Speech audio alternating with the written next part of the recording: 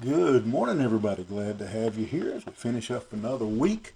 And we'll be starting the 13th chapter of the book of Acts today. And so, if you will, you want to turn there if you can, and then like, share, comment on the post, and appreciate that very much. And then look with me. We're just going to look at one verse today. It says, "Now there were in the church at Antioch prophets and teachers, Barnabas, Simeon, who was called Niger, Lucius of Cyrene, Manaen, a lifelong friend of Herod the Tetrarch, and Saul."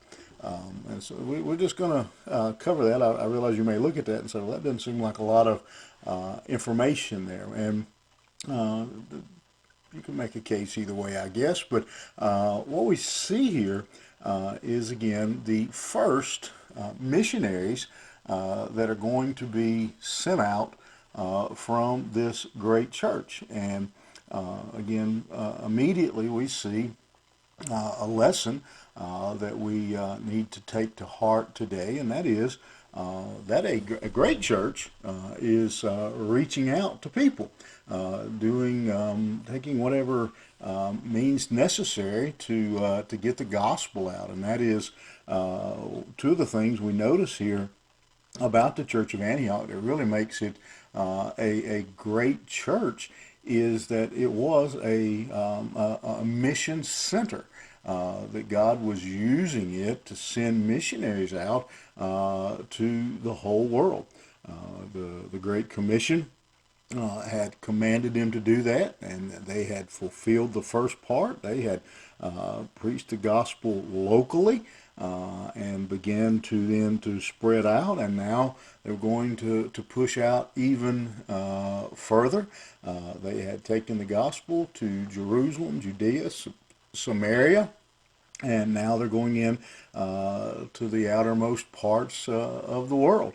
And so the church is being obedient to what God has told them to do. And so one of the things that makes a church great is that desire to fulfill the Great Commission, beginning at home and then going forward from there, continuing to expand our reach to carry the gospel.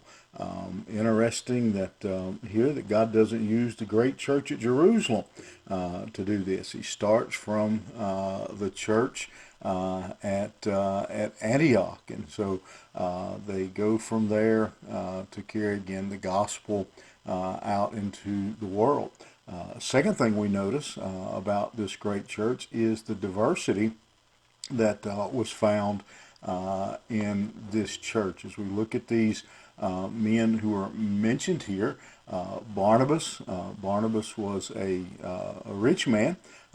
He was a man that was born.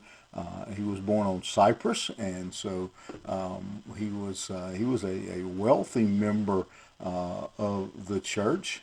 Simeon, who was called Niger, which is a statement about he would have been a black man. And so again, it is also is a Roman name, and so you have a man from Cyprus, you have a Roman man, and so some have suggested, we don't know, but believe this was the same Simon who carried the cross for Christ. And don't know that, but that's what some have proposed. Then we see Lucius being mentioned. Lucius, again, some of this is speculation, but Lucius was probably on the other end of the financial spectrum from Barnabas. He was most likely one of the persecuted believers who had fled and came to Antioch for safety. And so he was a persecuted believer. And then Manaen is would have been kind of upper class, being related here to Herod Antipas, and this is the same Herod who had tried to who had the trial for Jesus and had murdered John the Baptist. And then we see, of course, Saul, and we know Saul's history. And so, and you talk about a buffet line of people, of backgrounds of people. They are all kinds of different backgrounds, cultures, social standing, economic standing, and they were all part of this church and this missionary effort. And so again, we see two great things about this church that I think still make a great church. One was their mission minded, their desire to carry the gospel, and then secondly that everybody was involved.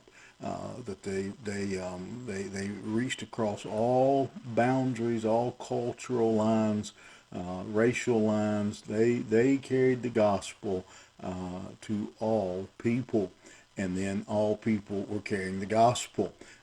And a great lesson for the church today that everybody should be the target of our evangelism, and that everybody should be involved in carrying the gospel. It's not just the trained, it's not just those who hold an office or hold a position in the church, but that everybody should be involved in carrying out the great mission of taking the gospel to a lost and dying world. And so as we just, again, look at this one verse today, that brings us to an important question. Are you helping to make your church great? Are you carrying the gospel? Regardless of who you are, you may think you're not qualified or trained, but this passage, this verse reminds us that we all can carry the gospel. And are we carrying it to all people? Something for us to think about. Makes a great church, and it is our challenge. Have a great day, and we'll see you here tomorrow morning.